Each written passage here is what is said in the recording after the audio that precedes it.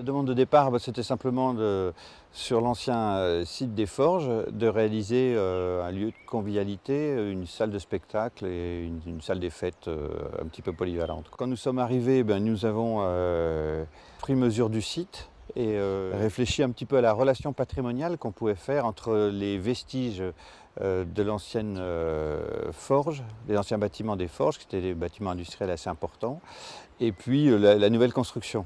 On a mis cette architecture dans l'empreinte même des anciennes ruines et d'une façon un petit peu similaire à celle d'un bâtiment industriel. C'est-à-dire on est venu en force mettre cette espèce de grande boîte métallique. Alors métallique évidemment en utilisant de l'acier pré-patiné de façon à renvoyer à l'histoire du site et de cette ancienne fonderie.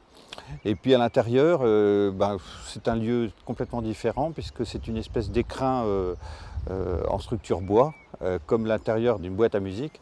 Et c'est un petit peu ce dialogue entre ces deux dedans-dehors, deux pôles architecturales qui fait le projet.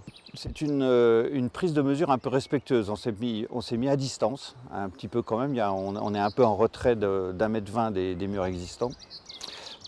Pour instaurer un peu cette tension architecturale. Et puis en même temps, la scène s'ouvre aussi à son arrière pour investir le reste des vestiges qui existaient de la fonderie et donc peut permettre des spectacles avec un dedans-dehors.